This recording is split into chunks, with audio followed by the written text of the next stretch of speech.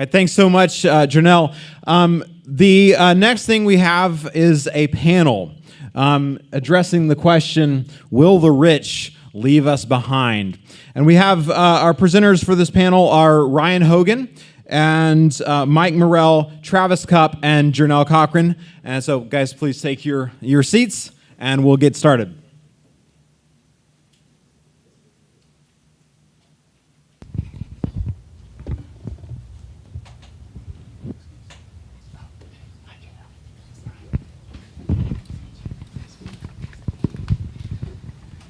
Please give our panel a round of applause.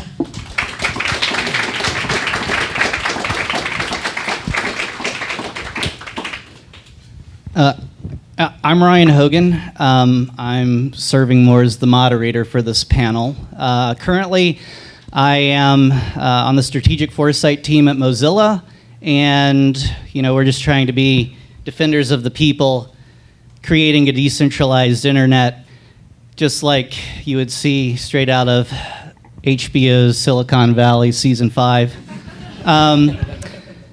We are happy to have Jurnell. I am just meeting you for the first time, so this will be a platform to kind of continue the conversation. I asked some individuals that I know, Mike Morrell and Travis Kupp. Mike is kind of responsible for me getting in to the field of strategic foresight, future studies, whatever term you want to use for that. And Travis is someone I went to grad school with, and so that's kind of the connection here. But we are grateful to have Jurnell, and I'm very thankful that you would jump in and again continue. You provided a great primer for us, and I'll allow my panel to just briefly introduce themselves a little more, if you're prepared for that. I mean, I don't even know where to start with Mike, so. I get that a lot. So, hey, I'm Mike. I'm an author and consultant, primarily in the field of publishing, and I also help put on interesting gatherings and events, co-founder of the Justice Arts and Spirituality Wild Goose Festival. So, that's enough for now.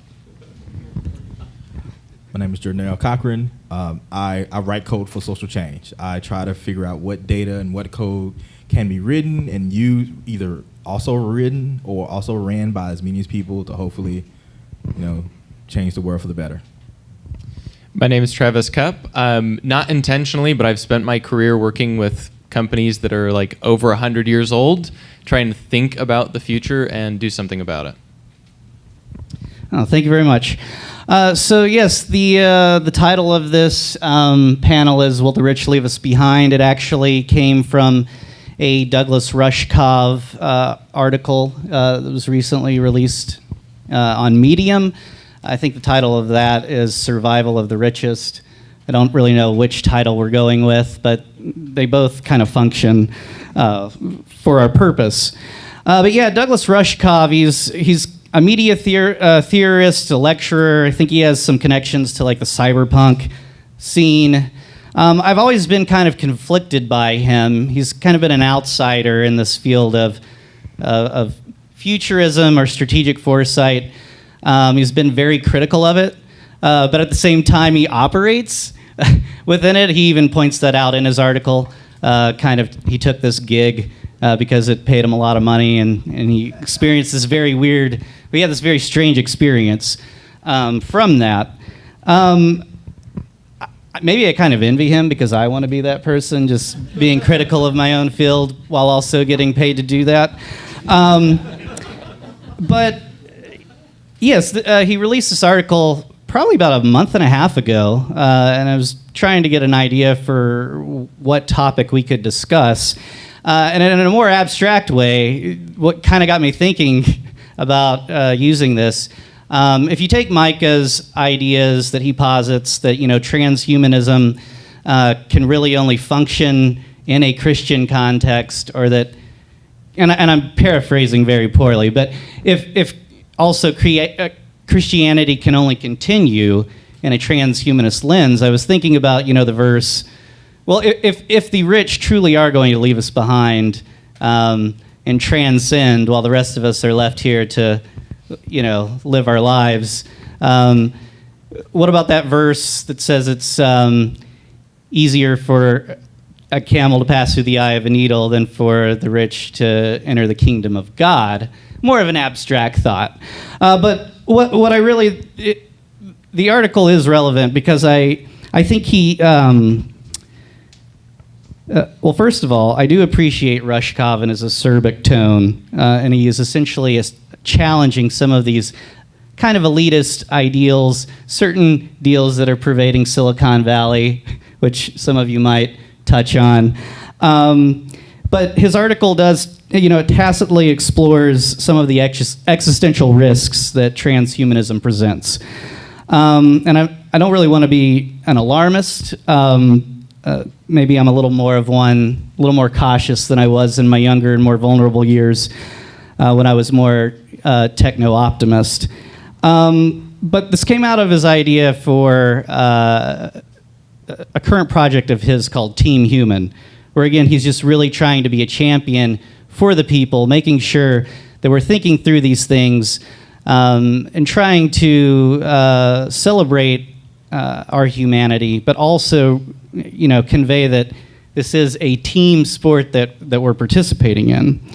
And so some of my own personal views, and I'll get into some open-ended questions, and I can have some more specific questions as we go along.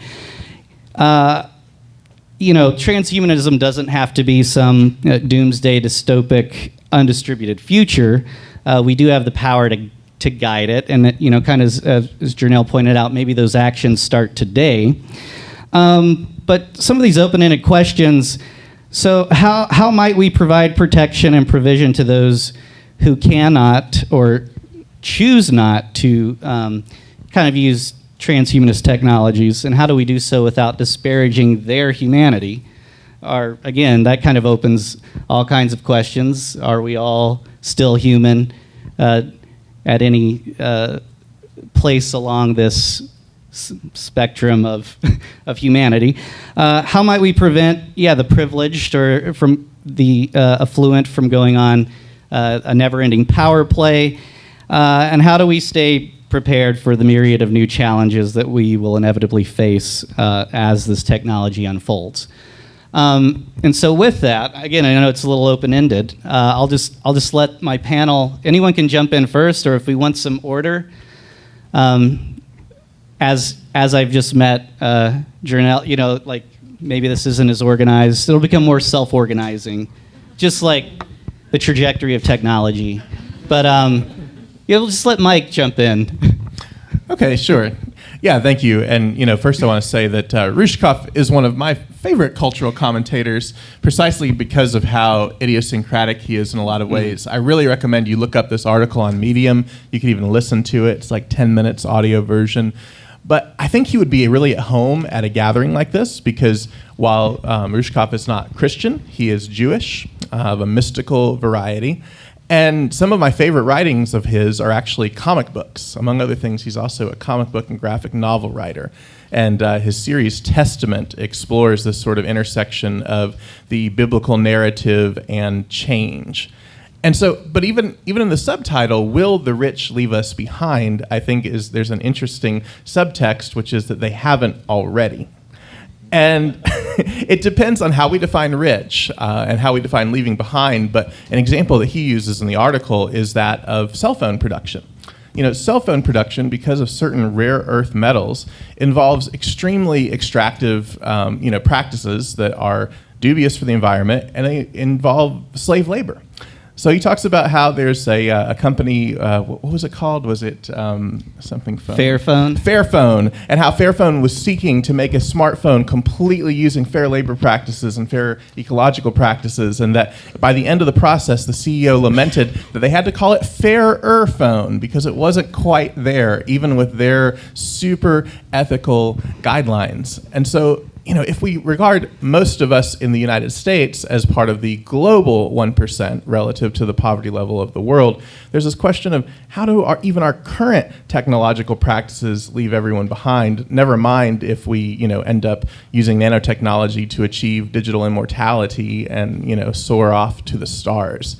So I think that any reflection from a Christian ethical perspective or a prophetic ethical perspective that says, how do the least, the last, the lost, the left behind factor into the shalom or the goodness that we seek to bring about? We got to do a reality check right now and then continue that into our speculation about how future developments are going to impact this even further. So that's all I'll say for now. I'm just wanting to widen the question. Good job.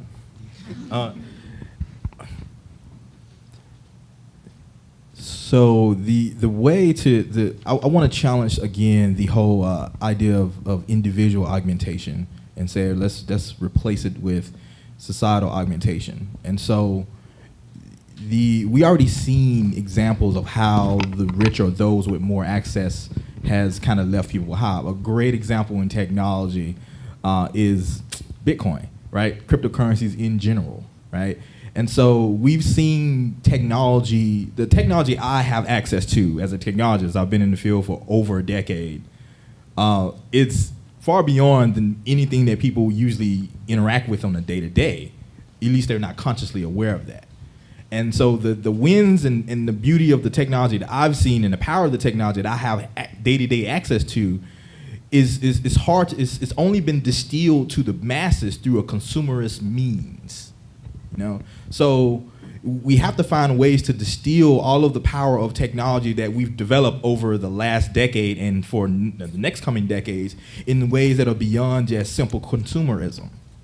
So once you get the technology, if you're getting all the AI and it's really just a suggestion for what you should buy at that time, I mean, there's so much other power that you don't have access to because you may not have the knowledge base or you might not have the digital literacy that everyone should have. And so we need to make sure that we're finding other avenues other than consumerism in order to give people that connection or that access to technology. So yes, also the phones, that's great, but also how do you use the phones to incentivize the makers to build services that are not just how do I help you consume and how do I help you purchase? Wow, what to add to that? I think, as what some might call a corporate futurist, what I find myself doing most of the time is thinking about time scales and things that are sort of unseen. And I think to Jurnell's point, there are these systems and worldviews and myths and metaphors, to borrow from Sohail Inayatullah's causal layer analysis, that are very much unseen. There are a lot of things that we can do today, sort of in response to the inequalities that we're seeing. I think Mike's point around, have the rich already left us behind, right? If you look at how big the disparity has become, particularly in the United States, I think there's a case to be made for that. But when we think about time scales, I think that's where it becomes very interesting. When we talk about living for 500 years, right? Imagine 500 years ago. The United States didn't exist. I mean, so many things were different, but what's been around for longer than 500 years? I mean, the Abrahamic tradition, many religious traditions come from a much longer time scale than we're used to thinking about for technology, for the economic system that we operate in today. So I think in order to address some of this stuff, there are a lot of the symptoms that we can begin to tackle today, a lot of the systems that we can start to mold and shape. But it becomes really interesting when we start to get together in settings like this to talk about how do these things that are moving so quickly interact with things that have moved much more slowly and been so integral to the human experience. There was something I wanted to point out, referencing something that Jurnell said, but all of you can interject if you so choose. So you brought up this idea, and I think this is core to Rushkov's kind of some of his ideals. You mentioned going from individual augmentation to societal augmentation. And so again, Rushkov's platform right now is Team Human, how we're collectively moving forward. But what kinds of problems do you run into, though, if you just have individuals who say, no, this isn't for me? I don't want this societal augmentation. I just want to live my life as it's always been. How do we navigate some of those issues and ramifications that might develop with that conflict, that growing conflict? Okay, I'll jump in. I look excited. Obviously, I'm like seeing what everybody else gonna do. Well, I think we do nothing. Let people be, right? So some social issues, some people might not contribute to, right? I don't donate to every single cause because I don't have the means to. I don't have the emotional means to. I don't have the financial means to. I don't have the time and task means to, or the mental capacity even to. So of course I can't, and so therefore people won't. And so it is for those who wish to participate. How do we make their investments impactful? That is what is important.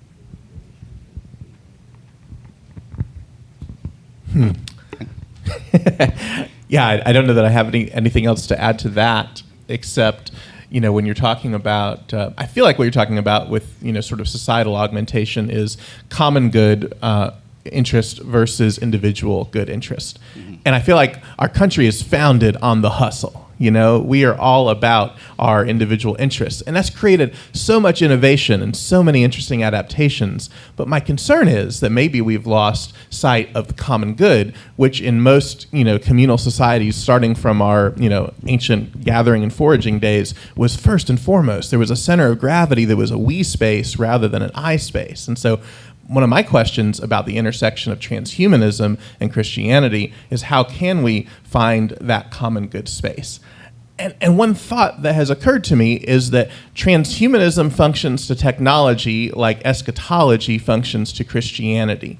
By which I mean that, eschatology, fancy word for these sort of aspirational futures of our faith, when it's healthy, it's calling us to this vision of a beloved community, of a world set to right. And there's this aspirational aspect of it where we are moving toward it. In transhumanism, especially its techno-optimist streams, there's this thought that we're going to move to a post-scarcity world where things like nanotechnology can realize the ancient alchemist's dream of spinning lead into gold or spinning dirt into food. And like eschatology, if we believe that we are an integral part of it, that actually makes us better humans because we're aspiring to this future where the lion lays down with the lamb and swords are beaten to plowshares and we're creating a world of peace. But if we believe that this is just going to happen outside of our agency because it's inevitable in the case of eschatology, because God will take care of it all, it creates the dilemma that we've seen in American evangelicalism, where things become a left behind escape hatch plan where the few are raptured off. I mean, in a way, what Richest is describing in this meeting with these 5 really wealthy people is that they are enacting a secular version of the rapture, which, not to get controversial, but in my opinion, the rapture is bad theology. It's an escape plan. And similarly, if we think that transhumanism and techno-optimism is this inevitable thing, what we find is that we end up making short-term decisions that are way more in that individualistic self-interest rather than collective augmentation, rather than common good. So can we see these beautiful futures that transhumanism paints for us, that eschatology paints for us, and say, okay, cool, how am I going to live that out today incrementally? Because I believe that how we do anything is how we do everything.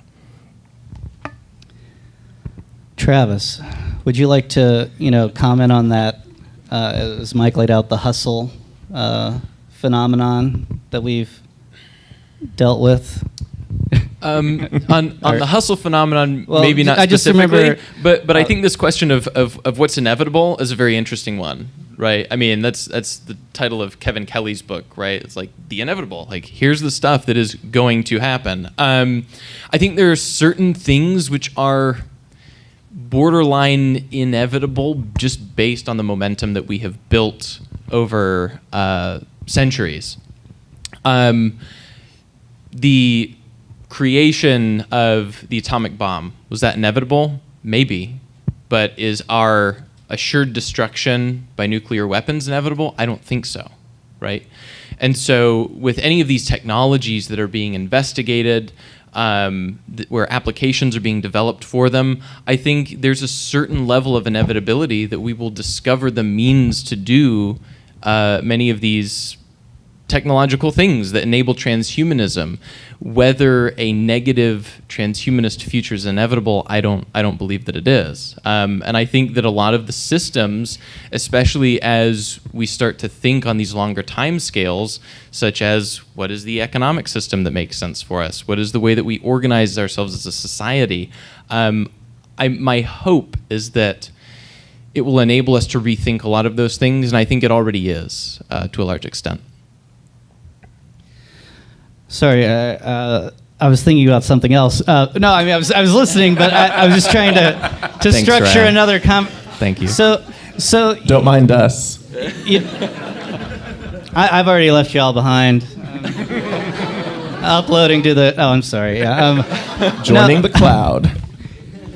So you brought up the inevitable, and I wasn't quite clear. Do you? So in his other book, in one of his other books prior to that, Kevin Kelly, he talks about the inevitable improbability, and you kind of like skirted around that. You're getting close to it, and so the idea is we are on this trajectory. Certain things will happen, and we can be so many steps. We can remove ourselves only so far from that linear movement forward. I think Stephen Johnson has the same principle. He calls it something else, but it is funny that they both independently had this idea about being on a forward trajectory and only being able to deviate so far. So are you dispelling that, or are you saying there is, through your experience, you see some truth to that? It's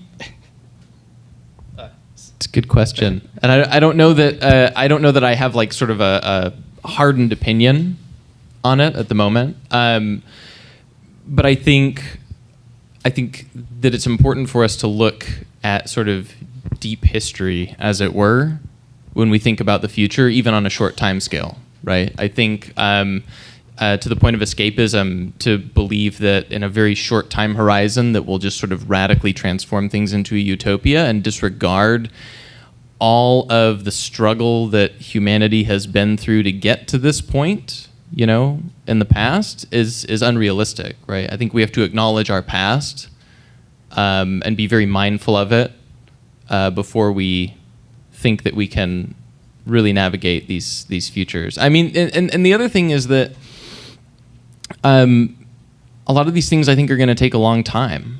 I mean, there's a desire, I think, in all of us that it's like, yeah, like we see this problem, I wish it were fixed tomorrow, which I think is very altruistic, but at the same time unrealistic. And we have to think on these longer time scales of like, how do we plant the seeds today? How do we start to fix the systems, but more importantly, change the mindsets and change the myths? And getting to that hustle point, like that is one of the myths that we kind of, you know, I say we, like sort of as collective American society, it's like we've sort of bought into that like that's the way that it should be. It's like, well, maybe it isn't. Oh, I would like to kind of think out loud and just like internalize what you kind of said. So earlier you said that you know, there's the things that function on smaller time scales, and you know, you have to ask how do they coalesce with things that function on larger time scales. Inevitability is not the word that I use, period, in everyday life. I really don't. Because I feel that the human or individualistic concept of inevitability is a function of you not having enough data.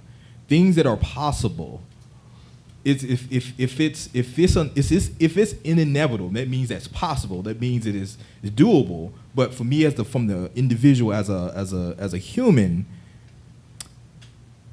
that is me making an assertion based upon limited amounts of data. So if I have two trees on different ends of the forest, is it inevitable that their roots will eventually could touch each other? Right? Like, is that really the right question? Is what I'm saying. And so we know that, you know, the things that are likely to be inevitable or we perceive as inevitable based upon long trending things that happen on longer time scales, we would notice that similarity between things that happen on short time scales and longer time scales, and that is what gives us the ability to measure the change in society, right? We know that we want to have to go to some trajectory, but we already have all this history that is much older than the technology we use on the day-to-day. How do we use the older patterns to kind of help us understand the newer and faster things? And so those patterns, and recognizing that those patterns in older history and identifying them in current and new ways and smaller time scales gives us that kind of, I guess, in some sense, some comfort of, where could this go if we wanted to put in our effort as a collective? Hopefully that was clear. Did you have a comment to? Thought with regards to inevitability or the lack thereof. As also an aspiring futurist who, while I got Ryan in the program, has not completed it to date myself, but a fan of Dr. Inyatula's causal layered analysis. When I think of like long-term, deep time futures, I do think in terms of probabilities rather than inevitabilities. I like futurist Jeremy Rifkin's understanding of technology, which is that we're constantly in a race between empathy and entropy, and that our technologies enable new levels of empathetic connection with each other. They bring the world closer, but they also tend to end up using a lot of energy and using a lot of resources that endanger the very structures of connection that we're bringing into being. I happen to think that the time scale could be relatively short, and that some of the things that would be inevitable if resources were unlimited might not be because of the way in which we're treating our overall ecology. In North Carolina, where I live, the Outer Banks the sea levels are rising more quickly than even some disaster climate change folks predicted. And a panel of scientists are telling people, sell your beachfront property, it's going to be underwater. And so I have a question of if we can truly delay forever the sort of collateral damage that we're causing right now. At the end of Rishkov's article, what he told these 5 people who were wondering how strong to reinforce their bunkers, should they put collars on their security people to ensure loyalty after cash is meaningless after some great disaster, he was like, hey, here's an idea. Why don't you treat your employees kinder and with more humanity, and maybe then they'll be loyal to you, and maybe this event that you all fear won't happen. So I think that we have to, take the externalities that we're currently ignoring in our technological advancement, start looking at it here and now, so that hopefully we can avoid some of the worst of future wildcard possibilities. Yeah, it's really hard to spot those wild cards. I think we need to wrap up really soon. I just wanted to make a comment, though. In this field of strategic foresight, you do look at trends, you look at signals, you try to get an idea of possible scenarios. But I did mention to Travis, I was kind of framing some of this work we do. I found an article from Fast Company from 2013, and it projected all these technologies they thought we would be using regularly 5 years from then, which is now, and none of those are true. So just kind of giving the nature, we can postulate and speculate on these things, but sometimes we're not even good at projecting 5 years ahead, let alone thousands of years or beyond that. I did have a statement I just wanted to say to kind of wrap it all up. It's more from me, but I think it kind of encapsulates a few of these ideas. I saw a tweet years ago, and I don't even know who to attribute it to anymore, but the individual said, we can imagine transcending humanity through technologies, but not a world where everyone has access to health or education. I would make one revision to that. I think it is possible to imagine a world where everyone does have access to health and education. But the travesty is that we haven't created that yet. So if we do want this undistributed transhumanist future, if that's one we do collectively want, then I think the idea is that's we must first create this undistributed, equitable present. And I kind of want to challenge us all to think of how we can do that moving forward.